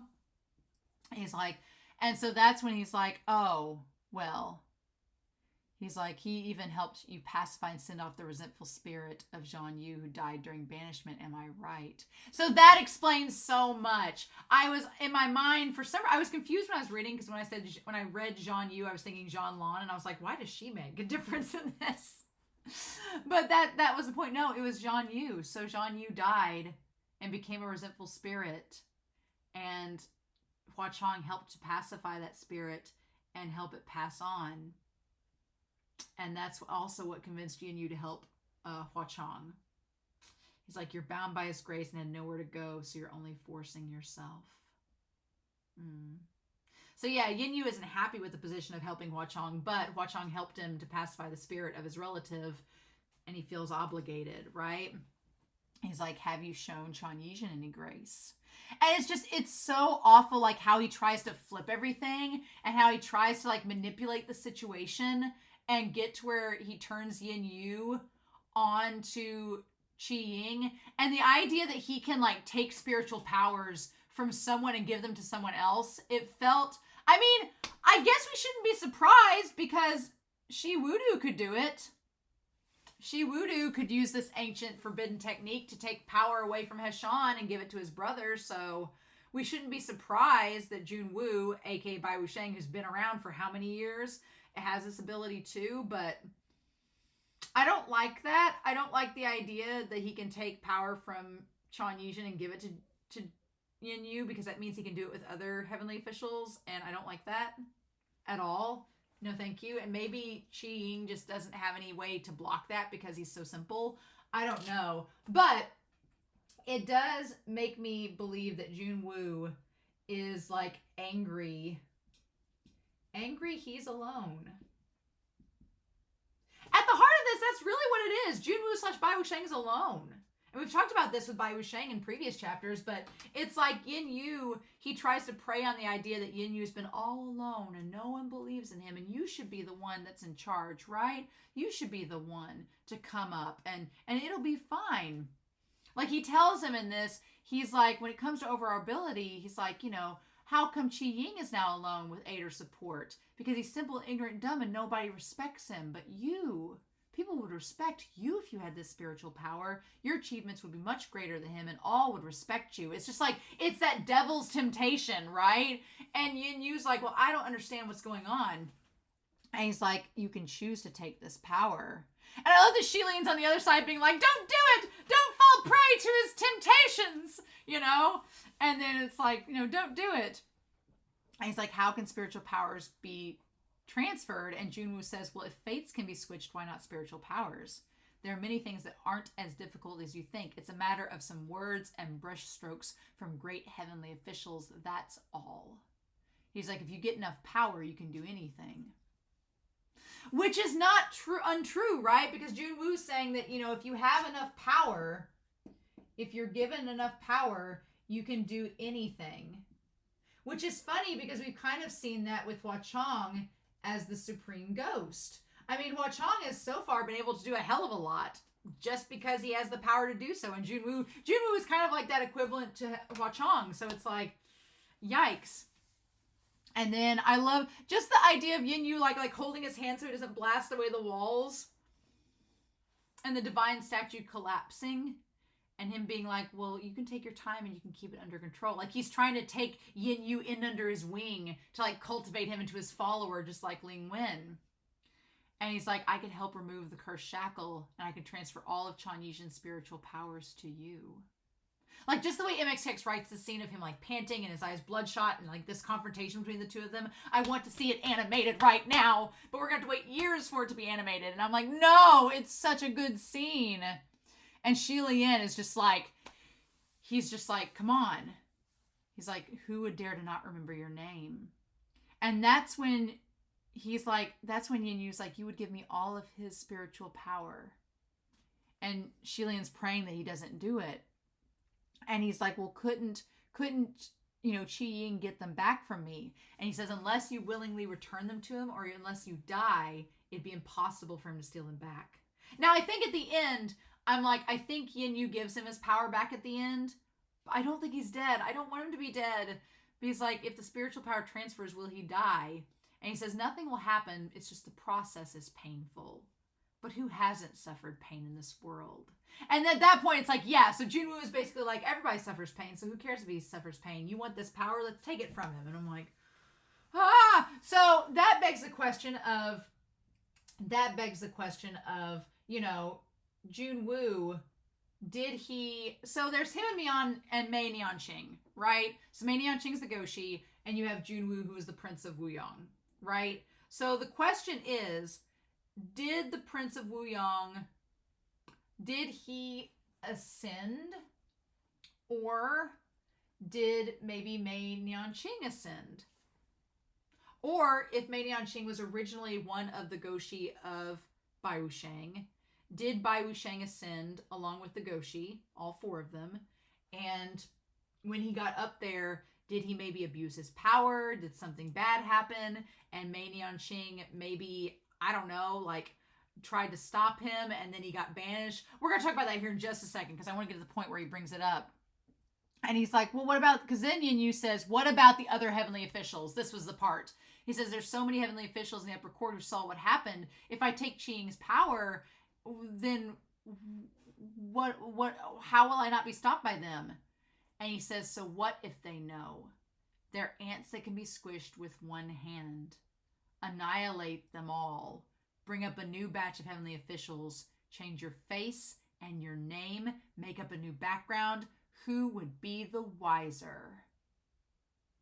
And I'm like, that's exactly what's happened. That's basically him saying that's what he did. So basically, if Jun Wu was the prince, if he was the prince, let's say that, of WuXiang, let's say that was the case, right?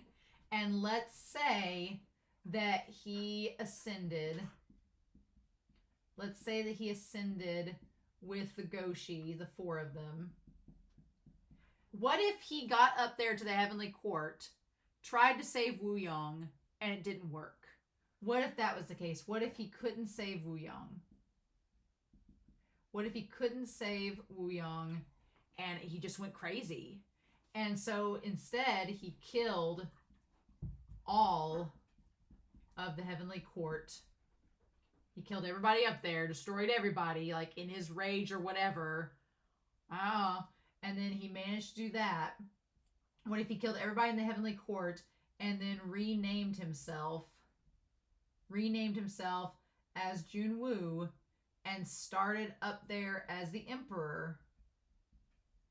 And he started as the emperor there. And just started everything over again. Got a new heavenly court, got rid of all the old ones, got new heavenly officials. Everything was fine.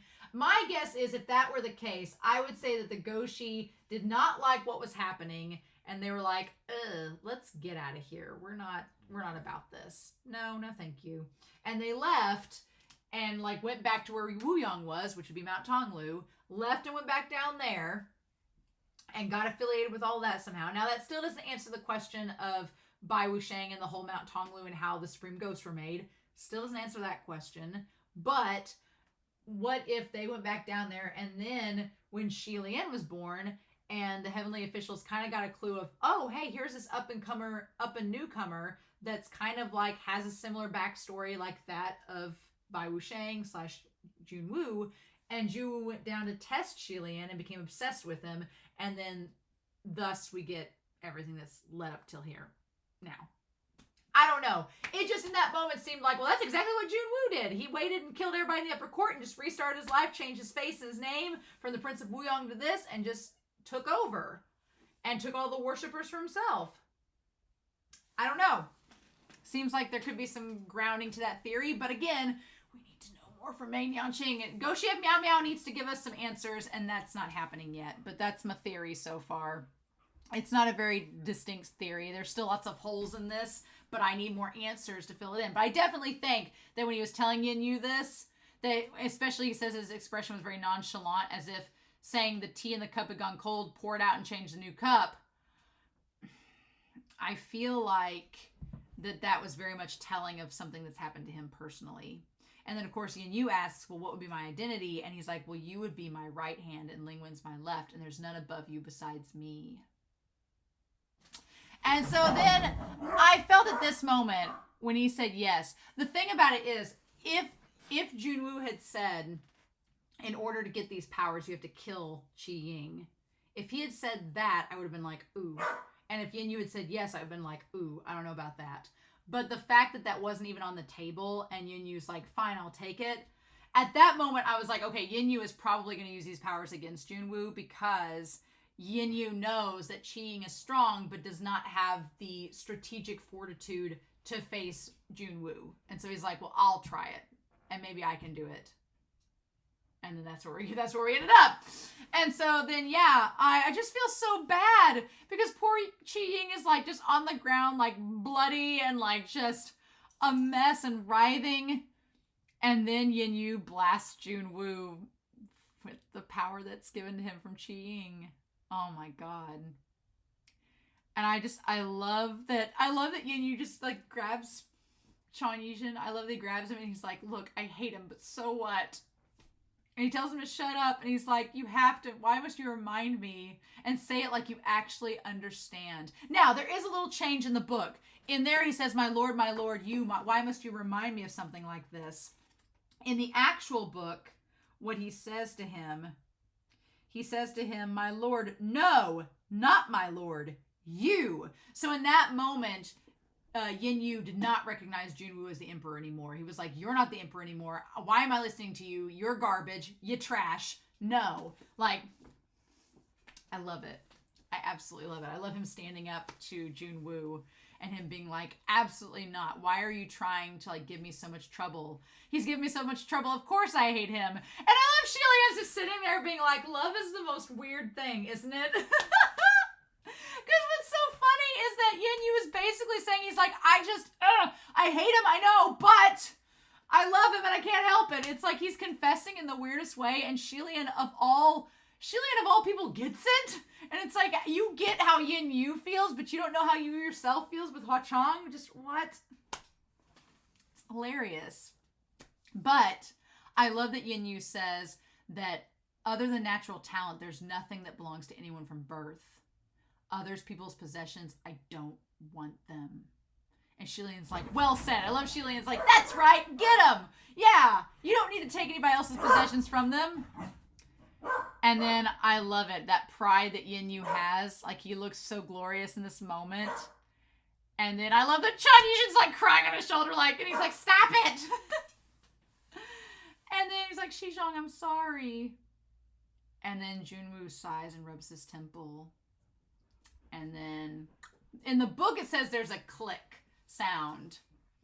And he's like, exhilarating. I imagine you and Shanla must get along really well. It's like, oof, like Jun Wu was like, well, I figured that you couldn't. The click sound from the book seems to be like him and the cursed shackle. And so it seems that he's like, I didn't remove your cursed shackle. And it's like sucking up all the blood out of him. Like it's just sucking his blood and power from him.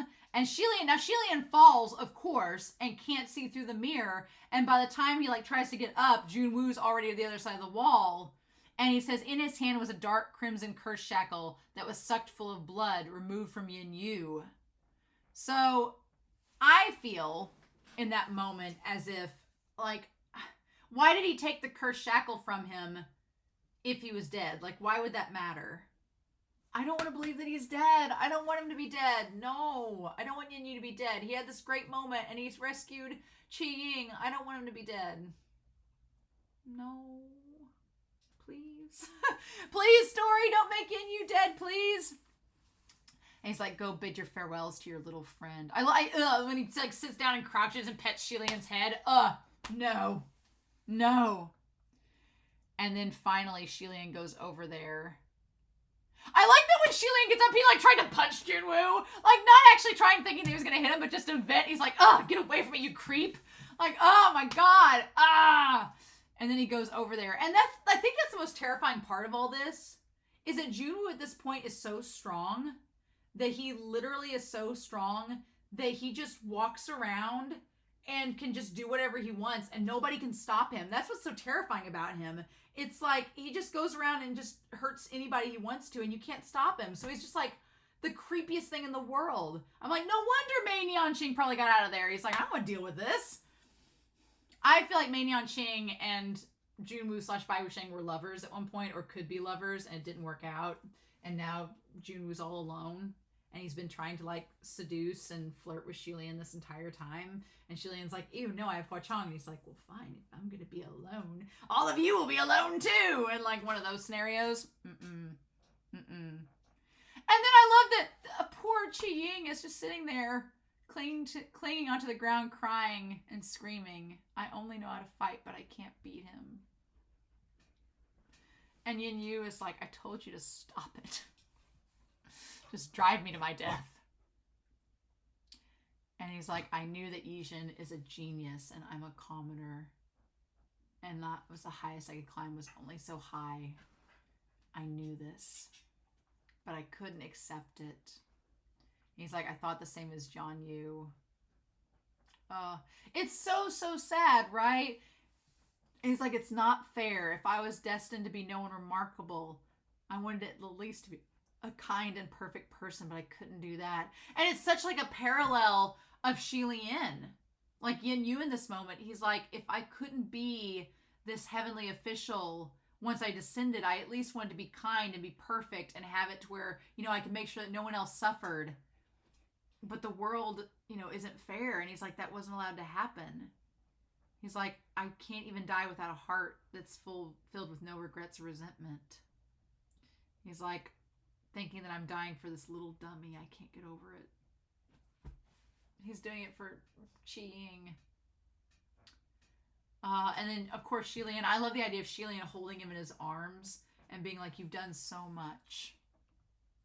And he's like, better than most people. Oh, the sound of his last regret passed along with his soul as he mumbled, but I wanted to be a god. And he's like, there is no god in this world. I don't know. I don't want to believe that Yin Yu is dead, but that seems like his last moments. But I don't want Xie Ying to be all by himself because he needs somebody. I'm like, if you're going to let somebody live in this series of MXTX, let Yin Yu live so that he can keep Xie Ying safe because Xie Ying needs a keeper. He needs somebody. It's so frustrating, but yeah. This chapter set, I was not anticipating it at all. I feel like we got to know more about Jun Wu and getting little hints and clues thrown our way, but I guess he's been Bai WuXiang this entire time. I don't know how. I don't know if he's a ghost or a heavenly official. Does it matter anymore? Does it? Again, it's like apples and oranges at this point, but it depends on what he is as to how we can defeat him. And I don't know how WuXiang is getting up there. I don't know how WuXiang is getting to him. I don't know. What do we do, y'all? What do we do? I don't know. I'm going to wait for comments, but then I'm going to be diving into the next sect, which is going to be chapters 213 and 215, pages 157 to 186. We'll be diving into that. Just you wait. Just you wait! So, oh my God. But I hope you all enjoyed this chapter set and this discussion. My mind, I just want... If those of you in the Discord can do me a favor, just give me all of the happy Yin Yu and Chan Yijin art, please. I want happy, feel-good fan art to get me through this week. While I see what we can do. So, in the meantime, I hope you all have a wonderful week. Please stay safe, take care, and I'll see you all next week with another wonderful set of chapters of Heaven Official's Blessing.